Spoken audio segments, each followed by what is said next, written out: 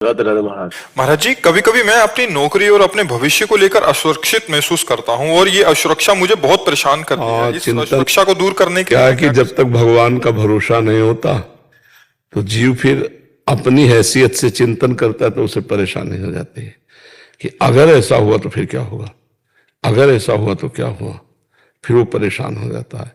तो हमें लगता है कि भगवान का भरोसा कर लो कि अगर ऐसा हुआ तो भगवान कोई नया रास्ता निकाल देंगे। भरोसो दृढ़ इन चरणन के हो, हमें भरोसा भगवान पर है। एक मार्ग बंद होगा तो दूसरा खोल देगा। अच्छा, भगवान का भरोसा नहीं तो विचलित तो हो ही जाओगे फिर, क्योंकि संसार में जैसे आपका नौकरी के द्वारा पूरा परिवार पोषण हो रहा है तो मन में लगा अगर नौकरी छूट गई तो हम चिंतित हो जाते हैं अपने बोझा लेकर के। और यदि हम भगवान को ही बोझा दे दें कि आज जो मुझे नौकरी से ऐसे दिला रहा है कल वो हमारी कहीं और व्यवस्था कर देगा, तो आज निश्चिंत हो जाओगे आप। भगवान के भरोसे हो जाओ, वो निश्चिंत कर देते हैं। भगवान का भरोसा अगर नहीं है तो निश्चिंतता नहीं आनी। देखो, हम एक प्रसंग सुनाते हैं। भीष्म पितामह जिस समय सेनापति बने, दुर्योधन के कौरव पक्ष के सेनापति, तो रोज 10,000 महारथी मारते थे। 10,000 महारथी, भीष्म जी महान धनुर्धर, लेकिन एक भी पांडव को खरोच नहीं आती थी। तो दुर्योधन जल जाता जब शाम के युद्ध का निर्णय सुने, बोले एक भी पांडव नहीं मारा गया।